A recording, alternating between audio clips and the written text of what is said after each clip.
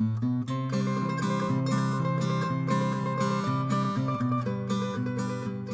guys, this is Natalie from Nat and Sandy Yoga, and today I'm going to talk about 5 key considerations that you can use for planning a yoga class when you're wanting to help regulate cortisol with your students. So maybe you're working with a private one-on-one, maybe you have a specific class where you want that to be the focus.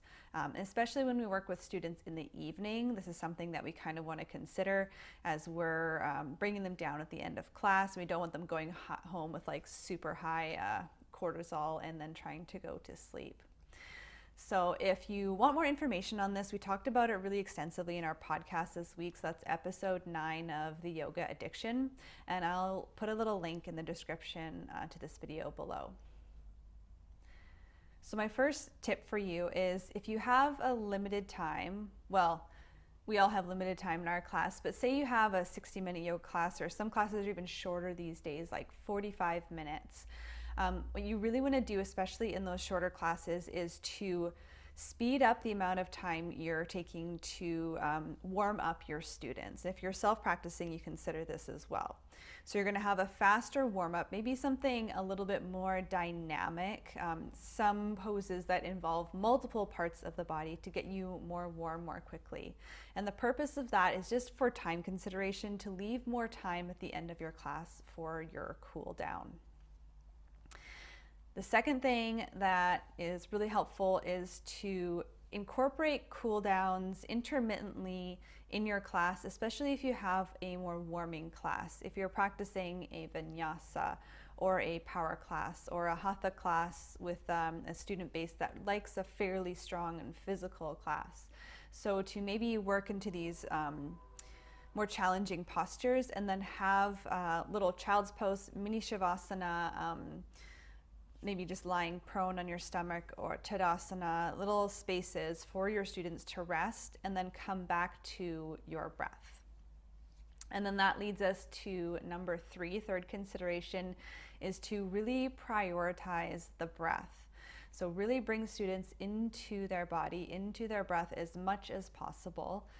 I am a total anatomy and movement geek, and I can really get excited about the physical practice of yoga, but I have to remind myself, especially when I'm dealing with myself and my own body. I've experienced a lot of stress and adrenal fatigue, to move myself in a way where I'm really, really focusing on my breath.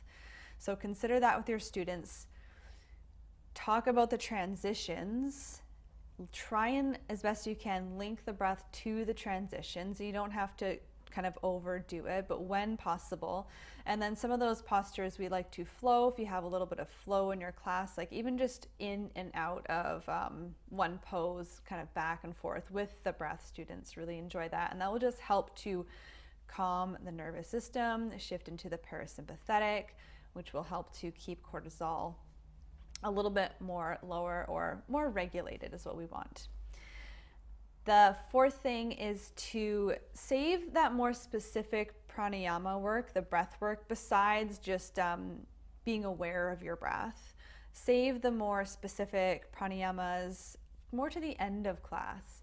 So if you're going to use a specific breath practice, try and incorporate that in the end of practice, towards like in the cool down, maybe post cool down, pre-shavasana or meditation, however you're going to end the class, that people again really come into their breath, and again that helps them kind of shift over to the parasympathetic and tells cortisol to cool its jets. All right, and then the last thing in the cool down, so again, you're gonna have a bit longer of a cool down than normal, and that might just be like 3 to 5 minutes if you have a 60-minute class, but putting an extra 5 minutes in your cool down will make a big difference.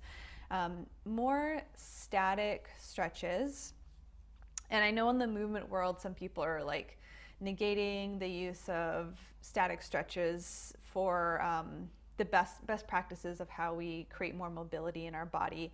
And I'm not going to talk to that too much, but what static stretching really does, when we're not like at a point where we're shaking and overexerting ourselves, more kind of restful static stretches, it does help shift yourself into the parasympathetic. So using those static stretches, again, something quite restful, on the floor, seated, maybe lying down, maybe some prone work, just to give students really some time in those poses. So maybe like towards a yin type amount, but maybe not 4 minutes, maybe like 2 minutes instead of some classes that we go to. It's really quick in and out of a couple twists on the ground and then you're into Shavasana. So giving students more time there. And if you do want to do a little bit of movement at the end, kind of in and out, say you're wanting to do some bridge work or something like that, have it just a little bit less focused on the alignment and the amount of power that you can create from that pose, and have it just more kind of movement with the breath as the focus.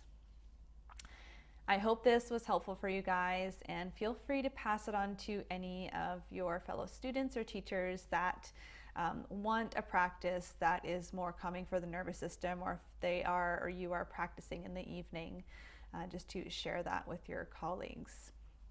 And also for our viewers, if any of you guys are Wanderlusters, you like the Wanderlust festivals, Sandy and I have teamed up with Wanderlust, and we have 10% discount for anyone who is seeking out general admission tickets for any of the 2019 events. So I will put that link in the description below, and you can find that, and you can use that for any general admission tickets to any Wanderlust. So that's the 4-day, 2-day festivals, or the Wanderlust 108, and I believe the Wellspring events when that comes out. All right, thank you guys so much for watching, and we'll see you later.